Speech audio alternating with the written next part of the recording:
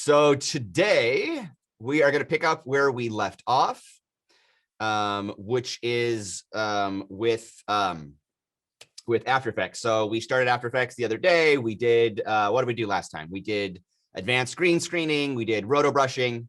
We did masking, anything that was about cutting something out and putting it into something else. And you should have turned something into my Dropbox. And if you haven't yet, you really need to. It's free points, guys. It's free points. That lesson is on my teacher YouTube channel.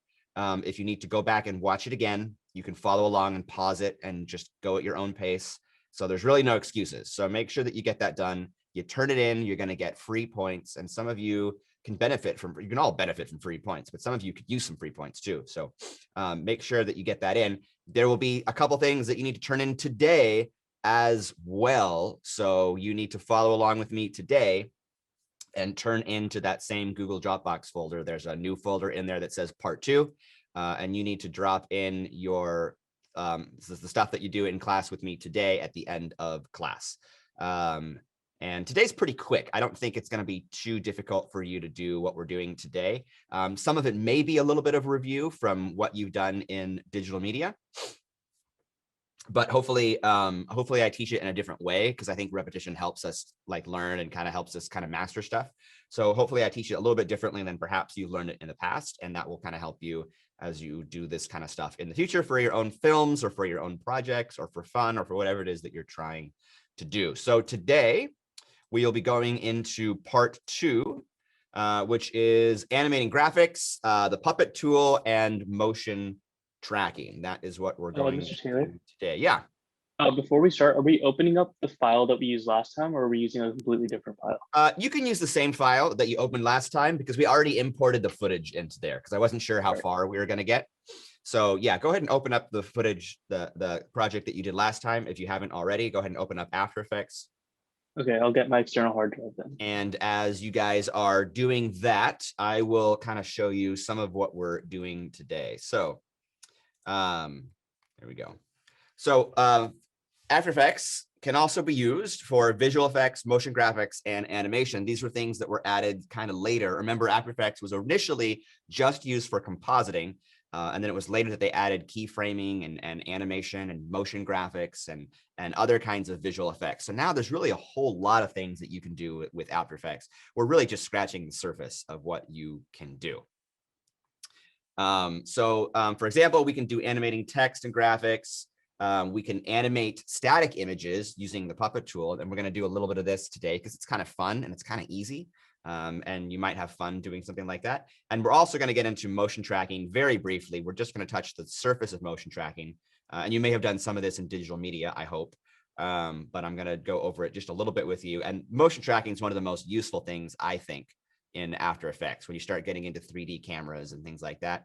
I'm not going to get super deep into that today. I'm hoping to just whet your appetite enough for those of you who are excited about After Effects and who start to get really into this.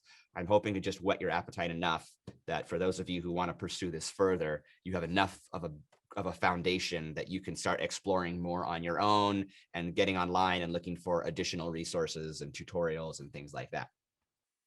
So here's an example of some motion graphics. I'm not going to spend a lot of time on motion graphics because I feel like you guys kind of know this one. It's not that complicated. It's basically just moving stuff around on the screen with keyframes. And we've done that in Premiere. We did that way back when in junior year with Premiere. And I'm pretty sure you've done that already in digital media in After Effects. So I'm not going to spend a whole lot of time showing you how to do that. I'm going to kind of skip past that portion. But here, for example, is an advert that I made for my other job at the ballpark. I had to make, so we have at the ballpark where I work, we have the scoreboard, and every time, we need to show an advertiser on the scoreboard. A lot of times I'm responsible to make sure that that gets put up there and then it looks to my liking because I'm in charge of all that kind of stuff. And one of our sponsors is City National Bank. And so every time we did a replay of a really cool baseball play or something like that, we would show the City National Bank logo. So I animated the logo so that it would look cool. And it kind of became like one of our things where like every time there was a replay, you'd see a cool City National Bank thing and it would look awesome. Well, then one day we had a Star Wars day.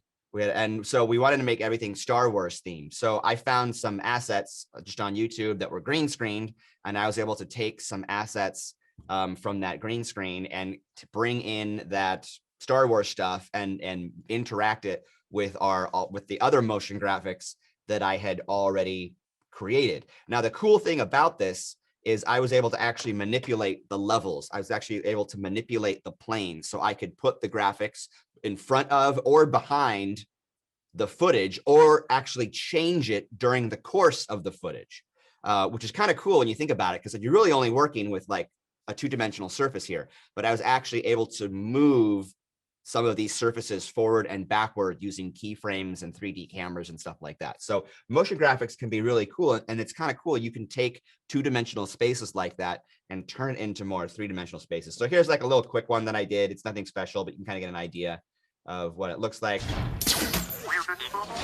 There's behind it, and then it kind of came in front of it. So that was kind of cool. And then we wiped it away. So it's very simple, but you know, fans get a kick out of it. The sponsors loved it. And it was, you know, super exciting for us. And, you know, it made it so that our sponsor wanted to come back again and again, you know, in years in the future. And that didn't take too long. That was pretty easy to do. It's just a matter of keyframing some wipes, keyframing the three-dimensionality of Z-axis of the assets that I was working with to make it going forward or behind various text and things like that. Wasn't that complicated. It's basically all just keyframes. And you guys know how to do keyframes. So I'm not gonna spend a whole lot of time doing that, but here's one little brief example of something that could be done relatively quickly. And this was something that I did in a professional setting that was effective, that worked, that people were happy with, that we used for a day, you know, and it was great. Okay, which brings us to the puppet tool.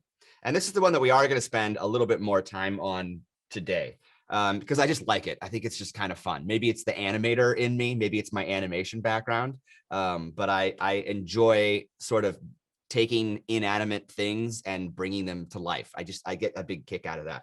So this is a goldfish that I've got, and you have this goldfish. I made you download it, so it should be in your After Effects assets right now. And what I did is I took that puppet tool and I keyframed various parts of this goldfish so that I could make this goldfish come alive. And then I put it into a background and I added some sound effects. And I just wanted to make this goldfish seem real, because I wasn't going to be able to get a shot, an underwater shot of an actual goldfish doing what I wanted it to do for my movie, hypothetically speaking. So here, for example, is what I did. And this is a quick job, but I think I did a halfway decent job of making this goldfish look semi-real. So here we go.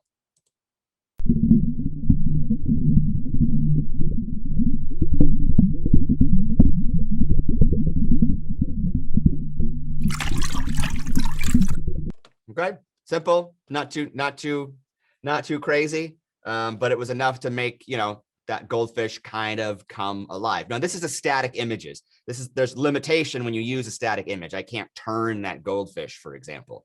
It's all just a flat image. That goldfish isn't going to change other than in that two-dimensional sort of puppety kind of way. But this could be really useful if you need to composite things a certain way, if you need to move objects a certain way, if you need to change something that's in your scene to behave a certain way. So for example, if you had, for example, something that was not in the scene that you wanted to add into the scene, and you needed things in the scene to interact with that object or that person in some way, you can manipulate parts of your scene using the puppet tool. So for example, in my experience, if, for example, I had a cartoon roommate and I was filming my cartoon roommate sitting down on the couch, and my cartoon roommate wasn't actually there, and I couldn't just have him sit on the couch, right? And I needed the couch cushion to have the weight of that cartoon roommate who wasn't actually there. I could use the puppet tool to manipulate the cushion of that couch to add some weight. So if you had something like that, like you're throwing a baseball and it was hitting something, or something was bouncing on something and you needed, and it wasn't actually there, but you needed to create the look that it was there, you could use the puppet tool and in this way to manipulate objects to behave in a certain way to interact with these other things. Does that make sense? You guys understand what I'm saying? Okay, it can be used in a lot of ways. It's not just for putting pins in a fish and making it swim around, but that's what we're going to do today. this is what we're going to do. And then we'll get into this, which is going to be fun. All right, so I am going to bring up my After Effects, and you should do the same if you haven't already.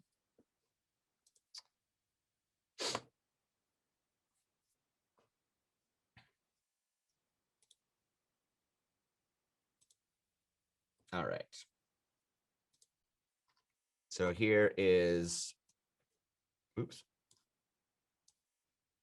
Here's my After Effects. You guys can see it? Yes, we good? Okay, cool. All right, so this is the same project that I did with you the other day. I just removed my composition. I just deleted my composition. So I'm going to make a new one now, and the one that I'm going to make right now is for my fish. Now I already have the background that I'm using for my fish. I don't want to just drag, here's my fish right here. I don't want to just drag my fish down here because if I do, oops, that's my render queue. I don't want that. I don't want to just create a new composition with my fish, because if I do that, now my video is going to be the size of my fish, and my fish resolution is not like a normal resolution. It's like here it is. It's like 1132 by 600, right? And that's not what I want. Oh, you know what? Let me make this screen a little bit bigger for you guys, like I did the other day.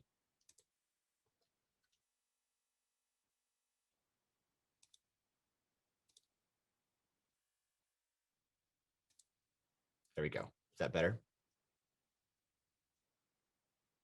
A little bit. I got like, okay.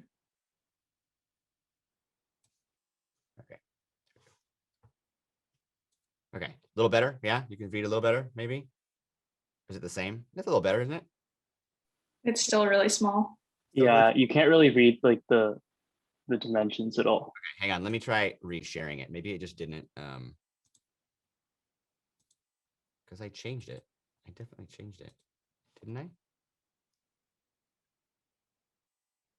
I changed it. It might be a Zoom thing. It might not be something. No. It'll change. It'll change. It'll change. Hang on.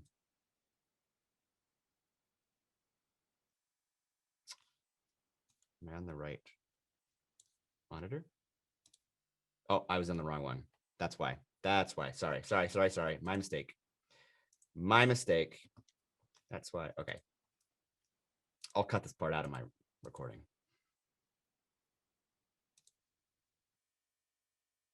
There we go. All right. Better? Okay, cool. There you go. All right, so here's my fish. I made a new composition with it, but this is not what I want to do, because as you can see, my fish dimensions are 1,132 by 600. That's not a video size that I want to work with. So that is not what I want to do. Remember, just like Premiere, the first thing that I drag in is going to send all of its aspect ratios and pixel dimensions and resolution sizes and frame rates to my composition, or in Premiere to my sequence. So you want to be careful about just dragging stuff in willy-nilly. You want to make sure that you know what it is you're selecting. So I'm going to undo that because I don't want to do that. What I do want to do is create a composition size that I'm happy with. Now I do have this underwater footage here that I downloaded, and this is 1920 by 1080p. So that's a good video size that I like. I'm going to go ahead and drag that in. That'll be my composition sort of background. So there I've got some background water that I can work with. Now I'm ready to bring in my fish. I've already taken the liberty of cutting out my fish. So it's a PNG file with a transparent background. If I hadn't done that already, you'd have to do it yourself, but I saved you the time. You know, that's make sure that if you're going to work with stuff like this, you know, you might have to do some Photoshopping ahead of time to prepare your assets properly. I've already done that part of the work because I figured you guys know how to use Photoshop by now, hopefully. So I'm going to bring in my fish. There's my fish. I'm going to put it above my underwater layer, and lo and behold, there's my fish. Looks great. Looks awesome. That's my fish. And I could keyframe this around if I wanted to, and it would just look like this, which is lame. I want it to actually move a little bit. Maybe I want to make it bigger or smaller. What do I want to do? I don't know. So I'm going to set my fish right here. This is a good size for me. I'm happy with that. That's where I'm going to start my fish. Maybe I'll have him swim down here to the lower left-hand corner. So what I'm going to do, in order to make him do that, he's looking a little fat right now. I'm going to stretch him out a little bit. There we go. All right. In order to do that, I'm going to lock my background layer so I don't accidentally change that. I'm also going to mute it because I think there's actually some underwater noise in there. I don't want you guys to be distracted listening to underwater noise when I'm trying to talk. So I'm going to take my fish and I want to move him all the way through here. So what I'm going to do is I'm going to have to keyframe this, but I also want him to like actually move, right? I want to use the puppet tool. So I'm going to take this pin puppet tool here, right here. And what I'm going to do is I'm going to select this and I'm going to put some pins in this fish where I want it to pivot. So I'm going to put one, here, and it's going to take me to the layer. And I'm going to put one here in the middle, and I'll put one here in the front. And let's see how this works. If I go back to my arrow tool and I start moving these around, I can start to move these around. Okay, that does not move the tail the way that I wanted it to do. That doesn't quite look the way, that front's not bad. And that middle is kind of nice. But that tail is not quite, I think I probably need another pin. Maybe I'm going to put my pins back here. Oops. Go forward. Oops, that's not the button I wanted.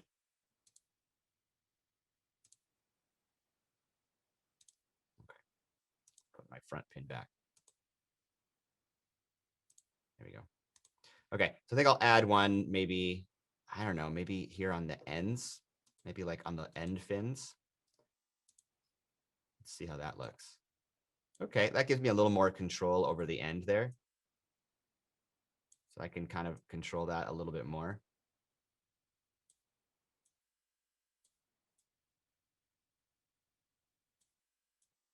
But more pins mean more animating. And I'm lazy, so I'm going to take those pins off right now. Just for the purposes of this exercise. You can keep them on if you want. You can put your pins wherever you want. Experiment with it. Decide what's the best place for your pin to be. I'm going to use this middle pin a lot because this seems to be working pretty well. Okay, so now I'm ready to start actually moving my fish around now that I've got these pins in here. So to do that, I need to make sure that my keyframes are turned on. So I'm going to come down here to my effects. I'm going to make sure where my mesh is and my deform is. I've got these puppet pins here. Wait, Mr. Taylor, I have a question. Yeah. How did you get the puppet engine thing? I'm trying to find it in my effects thing, and It's just right up here, dude. Just this little thumbtack right up here. Got it? Cool. Cool. Okay, cool. All right. So I just want to make sure that this is already giving me some keyframes. And if I look over here, I can actually see the keyframes already. So if I move this keyframe here, it's going to create a new keyframe. So it's already making these new keyframes here under the mesh one and under my puppet pins here. You can see my puppet pins right here. So if I need to edit a keyframe or like move it or change it or delete it, I can actually go in there and edit it. I just wanted to make sure that it was actually creating them. And it is. So that's good. I'm going to get rid of that keyframe because I don't want it. But I also need to make sure I can move my fish the way I want it to. So I'm going to open up my transform options here. And I am going to make sure my keyframes for position are on. I'm going to make sure my keyframes for scale are on because maybe I want my fish to get a little bigger or smaller. And if I want it to rotate, I can turn that one on as well. And now I'm just going to move my fish. I'm just going to start animating my fish. So I'm going to move ahead a little bit. And I'm going to go back to my pin tool here. There we go. And I'm going to move this a little bit. And I'm going to move it a little bit. And then I'm going to move ahead. And I'm going to go back to my pin tool. And I'm going to move him a little bit more. And I'm going to move him a little bit more. And maybe I'll size him up a little bit. Oops, I want to scale this properly.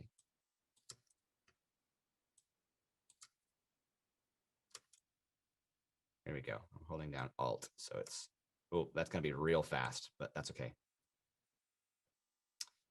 Okay, and then get my puppet pin. I'm gonna move this pin a little bit more. All right, and then I'm gonna advance a little bit more.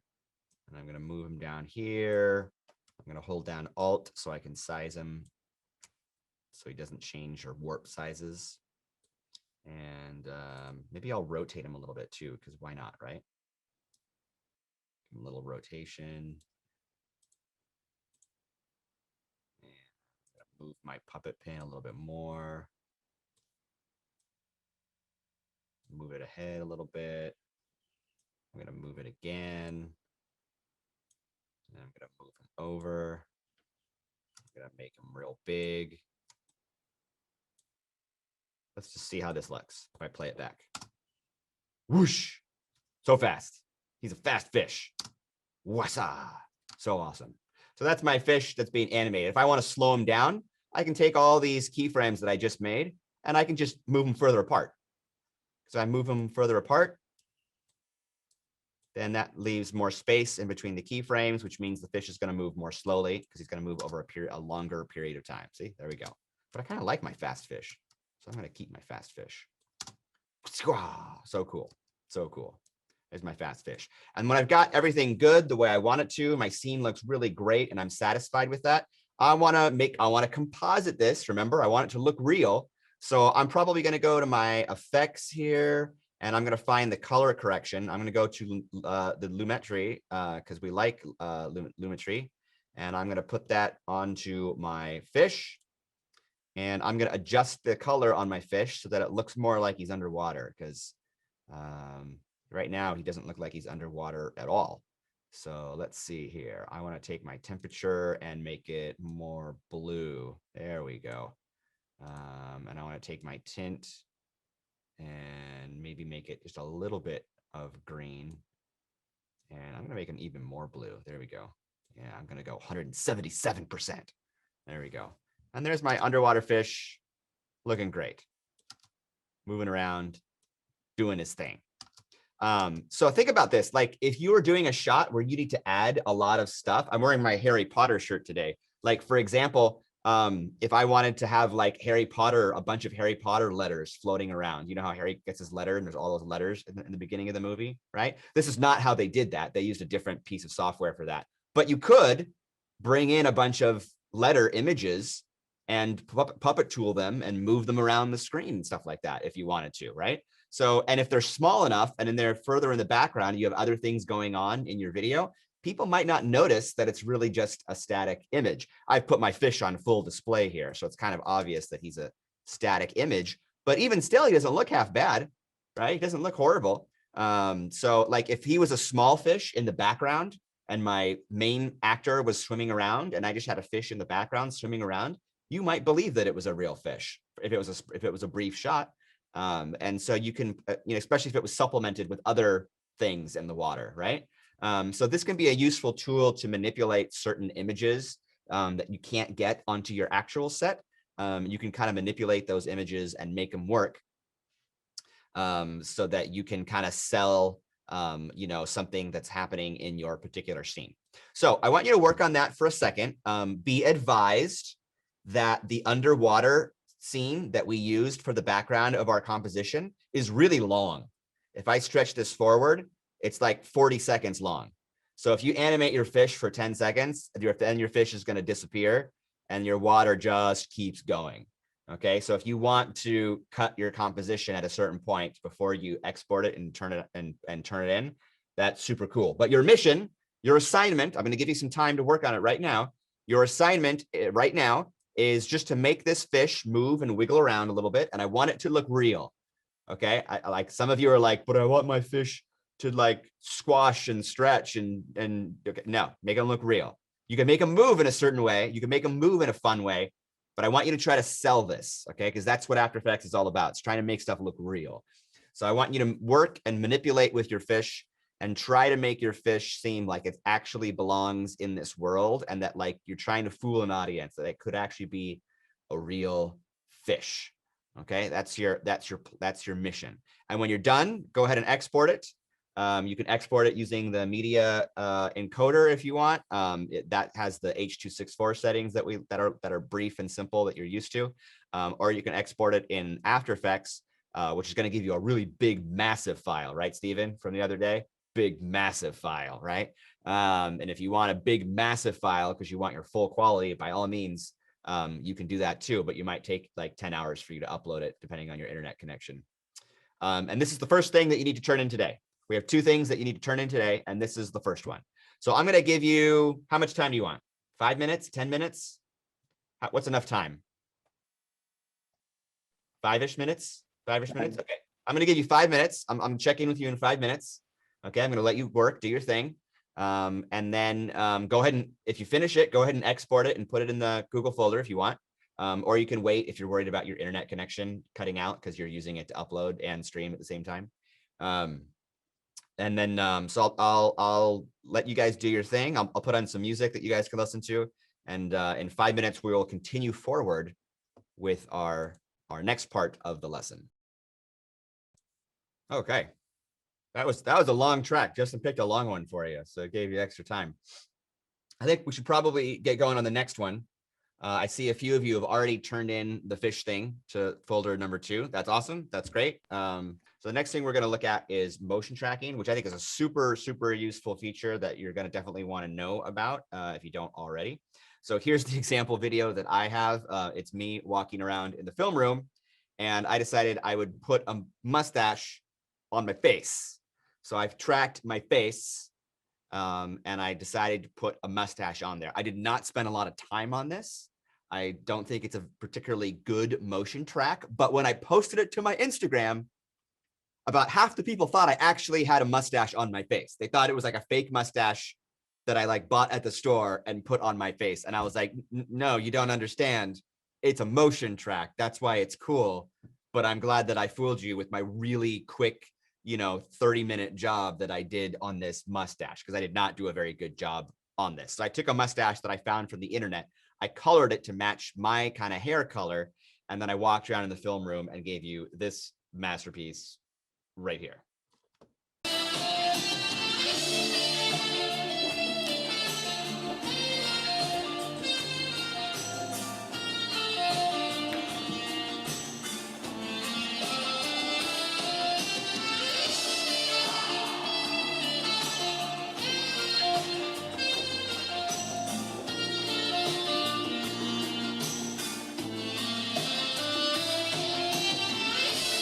You're welcome. You're welcome. None of you will be able to sleep tonight. So, Or George Michael. What did he ever do to you? So this simple clip has a few effects on it, just a couple effects. There's the motion tracking, of course. There is a puppet tool on the mustache because I wanted to move it and manipulate it with my upper mouth. I wanted to do a better job of it than they did on Justice League, for example. I wanted to make sure, that's right, I went there. So I just want to make sure that it moved the way I wanted it to move. And then I also, because there was no light at eye level, all the lights in the classroom were overhead. And so I actually put artificial lights under my eyes. My eyes were not this brightly lit. They had much darker circles under my eyes, and I didn't like the way that looked, but I didn't set up any lights when I recorded it because I was just walking around the film room at like 8 o'clock at night. And so I artificially lit those areas and changed the exposure by adding masks, which we talked about the other day, and by keyframing those masks and moving them around. So that was an easy way for me to kind of make my shot look a little bit better. So for you guys, what we're going to do is we are going to learn some basic motion tracking. So our puppet stuff we've done, and now we're going to do our motion tracking. So I'm going to share my other screen now. Okay. And what I'm going to do is I'm going to create, so you have this boat footage. This footage is, I think this is Chicago. It's footage that a student of mine filmed for his documentary. And I'm pretty sure it's Chicago, but I could be wrong.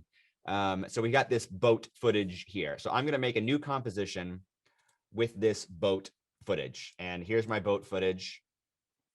I'm going to turn the sound off so you don't have to listen to the sound of wind blowing. And there's my boat, my water taxi.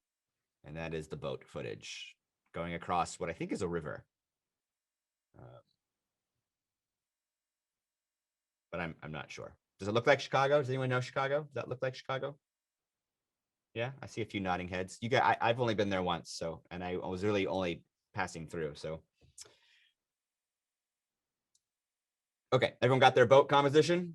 Good, good. Okay, so what we're going to do is we want to do some motion tracking, and we picked this footage because this has a good thing to track. We got a boat coming into the shot and leaving the shot, so we're going to track the boat.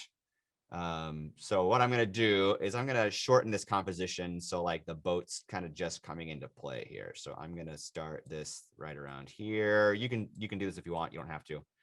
I'm just, for the sake of length, I'm just shortening this up a little bit. And then I'm going to go ahead and let my boat go all the way to the, oh, I don't want that guy. I'm going to get rid of that guy. Okay, there we go. That's going to be my clip that I'm working with. Okay. So here's my boat footage. All right. So what I'm going to do is I'm going to go over here to the right-hand side where I've got all these tabs and stuff.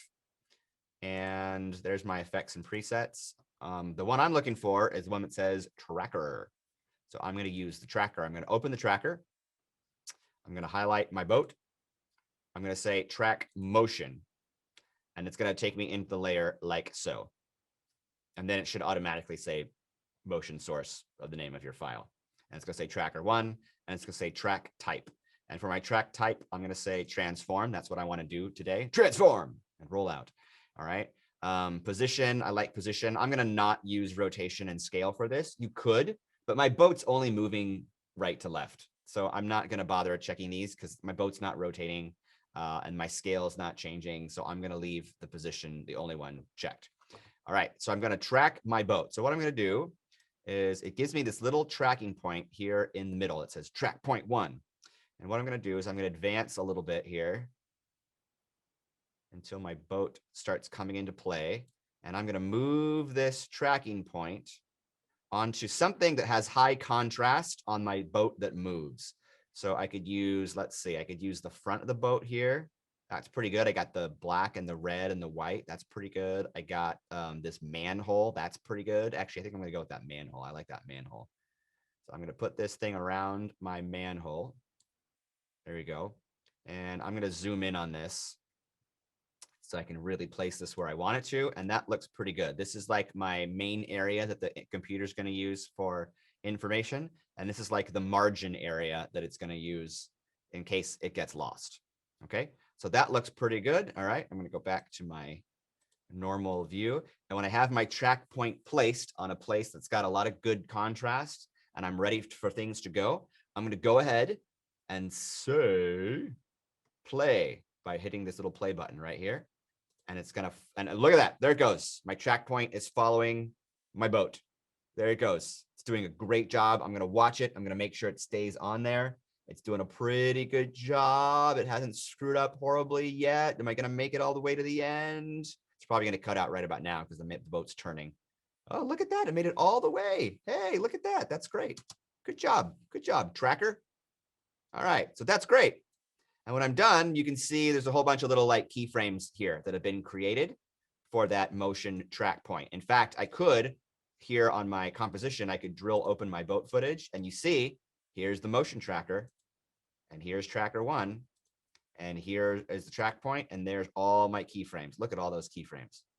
It just generated all those keyframes. So I don't have to do it myself. It did all for me. That's wonderful. That's great. Okay, Mr. Taylor, I did that. What on earth are we going to do with this now? Okay, everyone okay? We doing all right? Are we at this point? Okay, because what we need to do now that we have all of this tracked, we now need to figure out a way to get all of this information that I was just talking about, all of these keyframes, we need to get all that information into something that we can actually do something with it. Because right now we can't do anything with these keyframes. It's just there in the footage, but it doesn't actually mean anything. So what we're going to do is we're going to create a null object. I'm going to right click in here because right clicking is the answer to everything in Adobe. And I'm going to go new null object. And it's going to create this new null object. And the null object is just nothing. It's going to create this little red box in my composition. But this red box doesn't actually exist. This red box is just a placeholder for information. There's actually nothing to see. If I export this, the red box will not be there. The null object is just there to house information, okay? So I can put this red box wherever I want. It doesn't really matter. I'll put it up here, I suppose. But it's not actually in my video. It's just a placeholder for information. And what I want to do is I want to get all of my keyframe information from my motion tracker into my null object. So to do that, I'm going to highlight my boat. I'm going to go back to the motion tracker over here. Sorry, I'm going to go into my layer. I'm going to go into the layer of my footage where my motion tracking is already done. And here under motion target, I'm going to say edit target. I'm going to choose my null object and I'm going to say okay. And then I'm going to hit apply. And then it's going to say, okay, what do you want to apply? Do you want to apply the X and the Y axis? Do you want to apply X only or do you want to apply Y only? Well, my boat's only moving in X axis. It's only moving left to right. So I'm going to say X only because that's the way my boat is moving on this particular shot. I'm going to say okay. And when I'm done, this null object now has all these keyframes associated with it. So if I am here in my composition and I play this back, do you see my little red square, my null object that's not actually there? It's now following that information. This is really cool because now I can attach this null object to anything I want in the frame. So for example, if I have some new text here and I want to have like a cool like title thing or something like that. So I'm going to say, this is a boat, brah. All right, so here's my title. This is going to be my amazing title. And I want to make it look nice and look cool. So I'm going to have to go into my effect controls and, you know, figure out what font I want to use. And let's see, I need to make it bigger. And let's make it dark so we can actually see it. I didn't really catch how you made the null object. Right click. Right clicking is the answer to everything in Adobe. Gotcha. Yep. So now I have my text. This is my amazing title. This is a boat, bro. So this is my amazing title. Okay. I'm going to put it here. Oops. I don't want to move my background. I'll lock that. I'm going to put my title where I want it to be. And this is my favorite part. This is the funnest part of the entire thing. Are you ready? This is the coolest part of After Effects. It's my favorite thing to do in After Effects. This is where we pick whip it. We're going to whip it. And we're going to whip it good. All right. So here's what you do.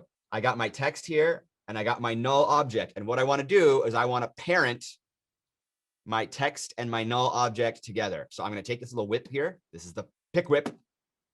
This is the whip it. I'm going to take it. I'm going to click on it. And I'm going to whip it to my null object. And now it is whipped.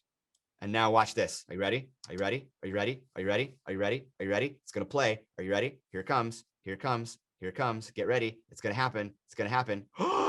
Look at my text move. How cool is that? It's so awesome. And if I don't want it to be there, I'll just move my text over here instead. Here we go. Look at that. Look at that. Look at that. How cool is that? Isn't that great? So super, super cool. This is like an amazing title that I could use for my narrative film to make my title look awesome. This is a boat, bro. Super cool. Now you can motion track anything. It doesn't have to be a title. It could be anything in your frame. If you need to motion track something to some motion in your frame, or you could track something to the camera movement itself. If the camera was doing a pan or a tilt or even some handheld stuff, you could actually track the camera movement and then take things and put them into the frame. This is how we would put a background. For example, if we wanted to put a castle in the background of your shot to make it look like a fantasy world, you could have your camera shot and then we could take the castle and we could put that into the shot and track the camera movement of the camera shot, put in our null, inherit everything over to the null, and then whip our castle to the null, and then the castle will be locked into that position and it'll stay within our frame in a similar way. So pretty cool. This is the very, very basic way of motion tracking. I mean, I'm really barely scratching the surface. There's a lot more to this when you start getting into 3D trackers and when you start getting into different kinds of motion tracking, and there's other methods of doing this as well. There's third-party softwares that you can use, like Mocha, for example, that track things in different ways that can be really effective if you need to like put stuff on a screen, for example, like you have a fake TV screen and you want to like put footage on that. There's a lot of different ways that you can do this kind of stuff. So this is just kind of to whet your appetite and to kind of get you comfortable with the very basics of motion tracking. So your mission in the last 7 minutes of class that we've got is to track something to this boat. Or if you've got your own footage, you can use your own footage. If you want to try exploring with your own footage, that's totally cool too. I provided everything that you need, so you don't have to spend more time on this if you don't want to. But I want you to track something to something. And so you have something similar to what I've got here. It could be exactly the same thing that I have here if you want. And then upload that to the Google Drive folder with your name on it. And make sure that it's the motion tracking one. Make sure you label it so that I know what it is. And that way I will give you credit, and it will be amazing. Okay, so start working on that. And as you're working on that, I do just want to go through the rest of my slides here. I don't have time to show you some of the other videos, but I will include those in the video that I upload to YouTube later when I finally can upload it. But I will show them to you as you're working, just so you can get an idea of what's there. So there's a cool video here that these guys did where they got these two guys fighting, and there's some cool After Effects in there. And sometimes it's just nice to see what other people have done with After Effects and to kind of see what's possible, because it kind of inspires you to say, oh, I like that effect, or oh, I want to use that, but in this way for my film. So I've included that here in these slides. I've also included, this is the Film Riot guys, who you've seen in class before, and this is them battling with Harry Potter wands, which is kind of cool. You may remember the first part of this scene that we watched for our dialogue exercise, where the girl gives the guy the wand because he's sad about Harry Potter being over. We use that as our example for triangle coverage. This is the sequel. You can find out what happens next. So I've included that here. And they also talk about in this episode how to do the Harry Potter effects, how they did all the cool wand magic. So if you want to learn how they did that, he goes through it very, very fastly. He talks like faster than I do.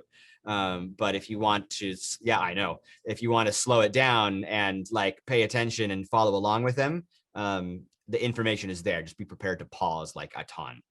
So there's a lot of cool stuff in there. The final thing that I do want to talk about, and this is going to be something that's going to matter to you. So I do want you just to pay attention just for a second here. The last thing that I wanted to make sure that I pointed out to you is that they have in Adobe something called dynamic link. And this is actually really cool. Premiere and After Effects can talk to each other through this dynamic link, and they can be linked together in projects. So what this means is you can edit your movie in Premiere. Okay, you edit your movie in Premiere, and then you've got that one shot in Premiere that you want to do After Effects stuff to. All you got to do is right click on it, because right clicking is the answer to everything in Adobe. You right click on that clip right there in your Premiere timeline, and you send it to After Effects. You send it to an After Effects composition, and it will send it to After Effects. And then just like that, After Effects and Premiere will talk to each other. So you can send it to After Effects.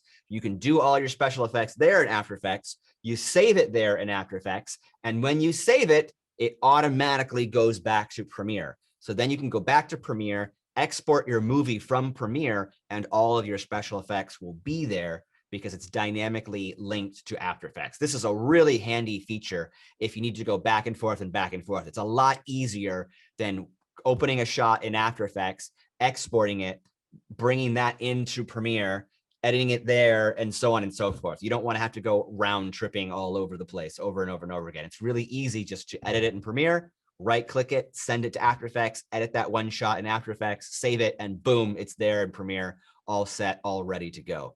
You might not be able to play it back in real time in Premiere, but it's there. And when you export it, it will be there in your final export. It's a really super handy thing that they added It's been a number of years now, but when they added this, this was huge. This was an absolute game changer. This was one of the things that got a lot of people, a lot of editors switching over to edit in Premiere, to edit in Adobe, because they loved the dynamic link feature. Okay, so that concludes my lesson today. We've got 3 minutes left of class, so if there are questions, I'll answer questions. Otherwise, you are welcome to bail. If you want to just bail, just remember, you need to turn in the 2 assignments that we did in class today. So you need to turn in your fish with the puppet tool, and you need to turn in something motion tracked. You can use the boat footage, or you can do something else. I see some of you have already, a lot of you have already turned in your fish, and it looks like Akan just turned in his boat. So good job, Akan. And I'm sure some of you are probably already also exporting or uploading right now. In this very moment. So you do that, I will give you free points, ladies and gentlemen, people of the universe, points for all, points for you, and you get some points, and you get some points, and look under your chairs, and everybody gets some points. All right, so you turn it in, you'll get points, you'll get credit for the day. And if you missed turning in some stuff from Tuesday, I'll take that today as well. So go back and turn that stuff in, and I'll count it, and I'll give you credit. And it is free points for your grade. Everyone loves free points. That can only help you. I know, right? Good stuff. Good stuff. Are there any questions before people bail, before people leave? Is there anything that I can answer? Anyone stuck somewhere? I can hang out for a while, so. Well, thank you for an amazing lesson. That's all. You are welcome. Have a good day, Mr. T. You're welcome. I'll see you Bye, later. Mr. T. Bye, everyone. Bye, Mr. everyone. G. Thanks, Mr. Thank T. you. Yep. Thank you, Mr. T. See you. You're gonna post it, right? I will post it.